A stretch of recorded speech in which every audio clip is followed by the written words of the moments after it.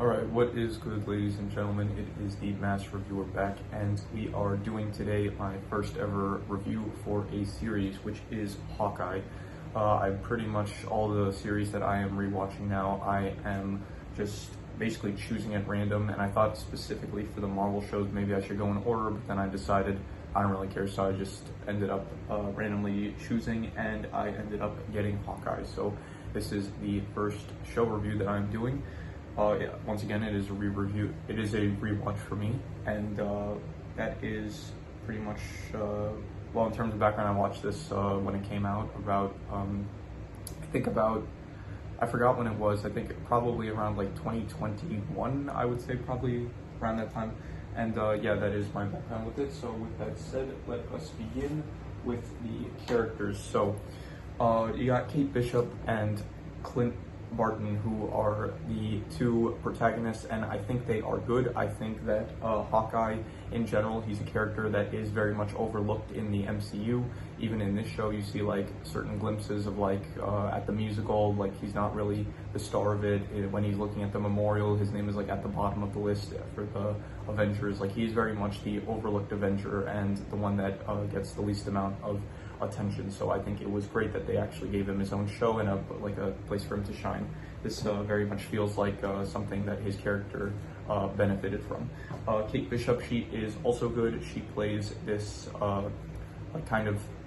she plays this like young woman that's like she grew up, she lost her father, and now she just wants to protect people, and she looks up to Hawkeye because he's like basically a regular person who protects people without any superpowers and stuff. So then she wants to follow in his footsteps, and I think it works well. I think they have a good dynamic. She is entertaining to watch on screen.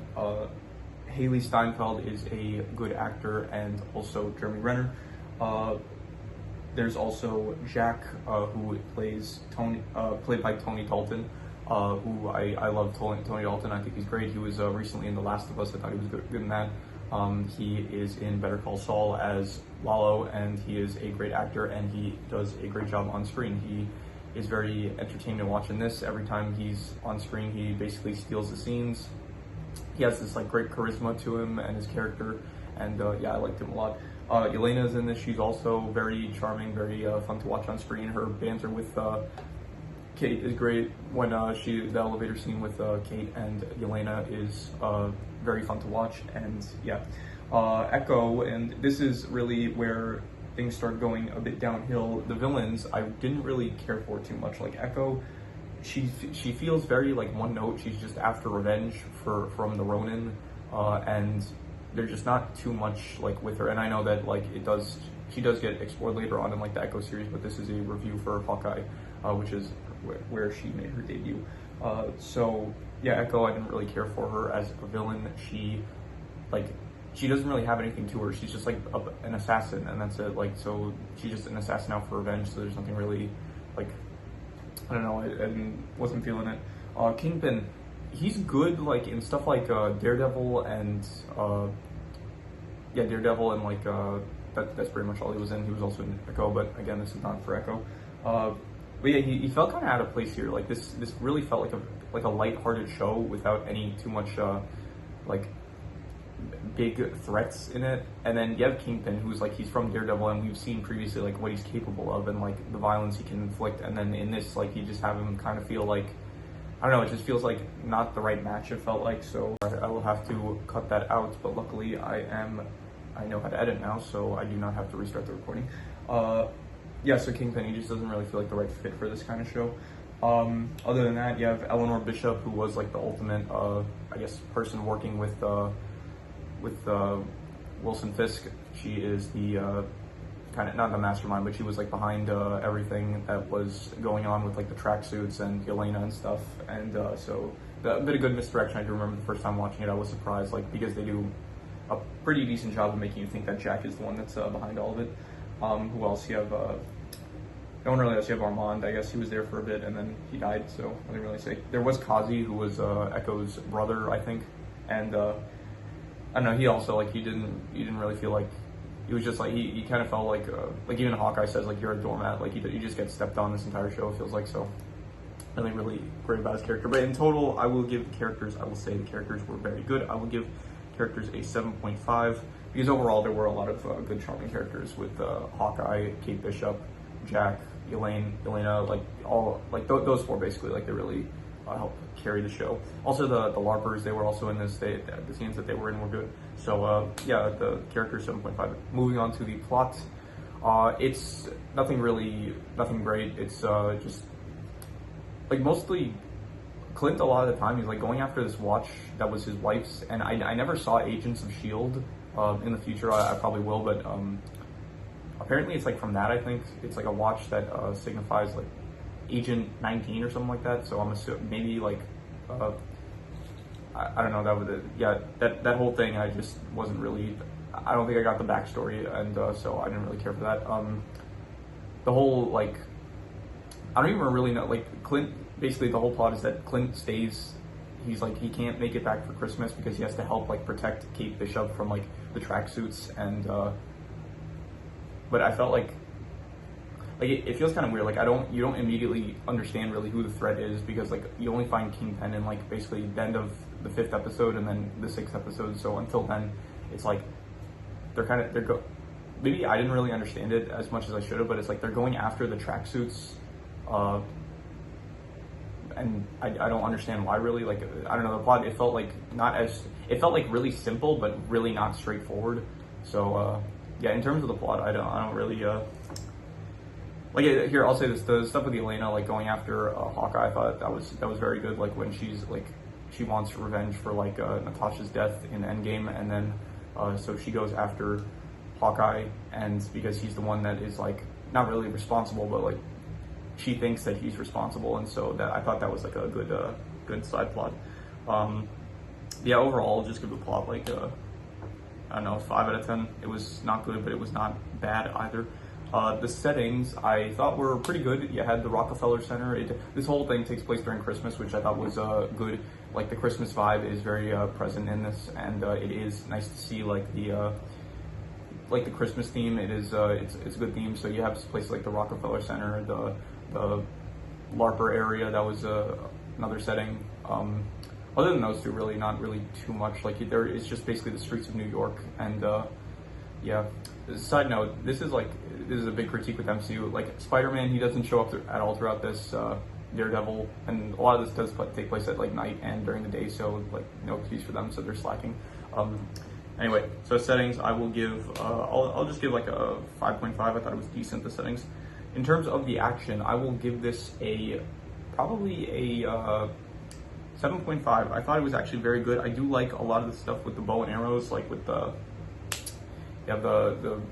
trick arrows that they use and stuff. The one that like grows stuff, the acid one, the bubblegum one, whatever it was. But yeah, the trick arrows, they were very cool to see. Very fun type of action to use, and all the bow and arrow stuff in general. It was cool to watch. So action, I will give a 7.5. Also the stuff with Elena, like she's like a assassin stuff, and the hand-to-hand combat with her and stuff, it was entertaining to see. So very good action, I'd say.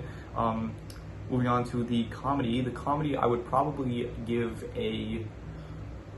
I'll go with a 5.5. This is very standard, like MCU. A lot of people, like one of their big critiques of the MCU is like it gets too like the comedy bits, like it's too prevalent in the films and shows, and I agree to an extent. I think though at this point, like this was I think the 4th show after Endgame, and like most people say like, oh, the MCU died after Endgame.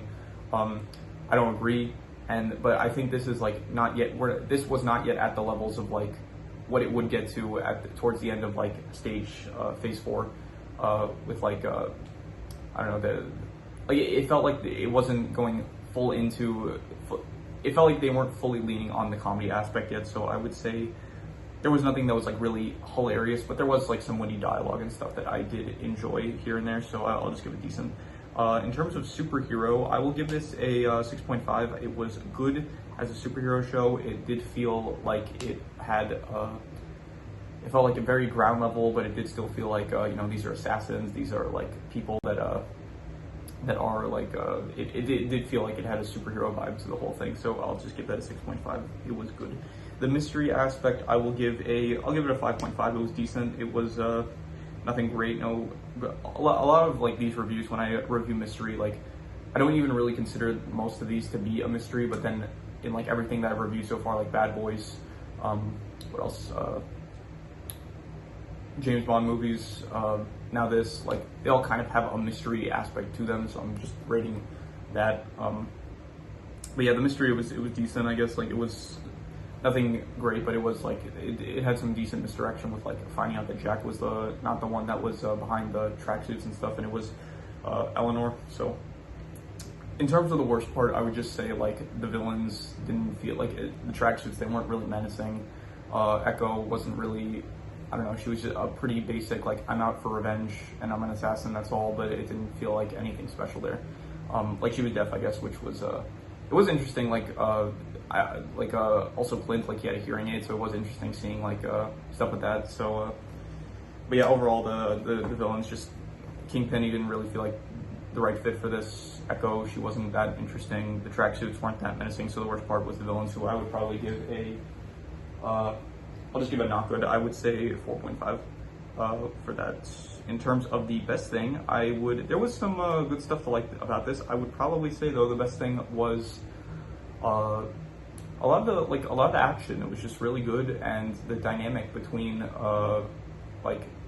just watching like Hawkeye. He has his own show. Like it felt like very right for him to get this. Like every Avenger up until this point got their own movie.